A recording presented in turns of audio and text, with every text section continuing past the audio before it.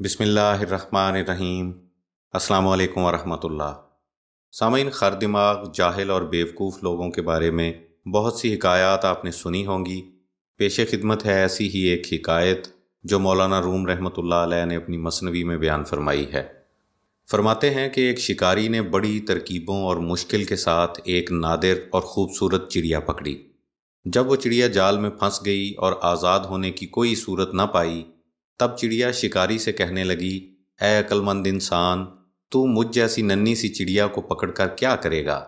اگر تو مجھے ذبح کرے گا تو میرے ذرا سے گوشت اور گنتی کی چند نرم و نازک ہڈیوں سے تیرا کیا بنے گا؟ مجھے فروخت کر کے بھلا تجھے کتنا مال ملے گا؟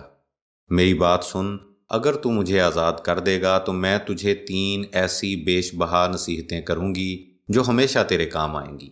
ان میں سے پہلی نصیحت تو تیرے ہاتھ پر بیٹھ کر کروں گی، وہ نصیحت ایسی ہوگی جسے سن کر تیرا خون بڑھ جائے گا۔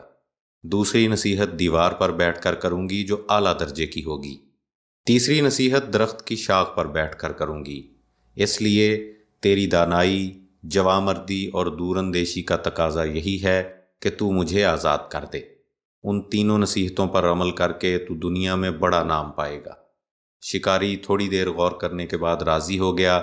چڑیا اڑ کر شکاری کے ہاتھ پر آن بیٹھی۔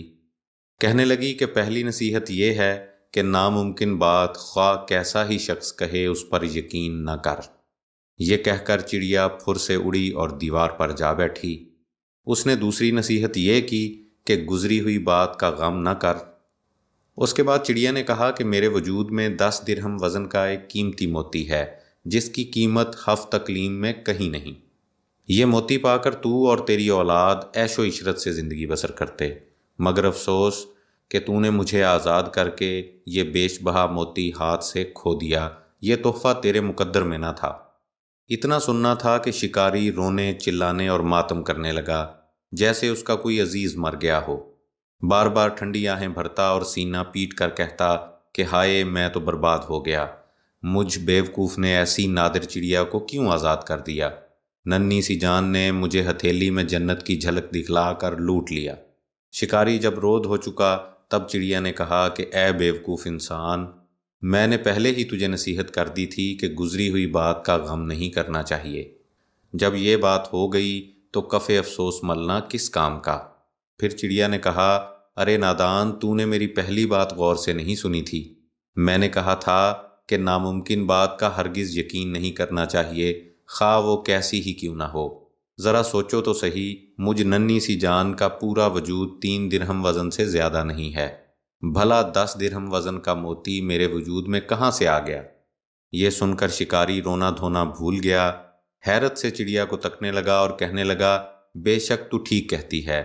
پھر شکاری کہنے لگا، اے نازک بدن چڑیا، مہربانی کر کے وہ تیسری نصیحت بھی کرتی جا۔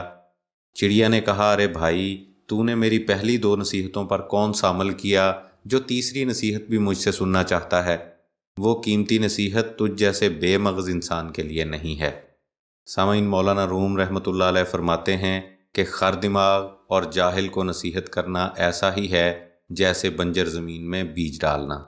خوش رہیں اور اپنا خیال رکھیں۔ اللہ حافظ۔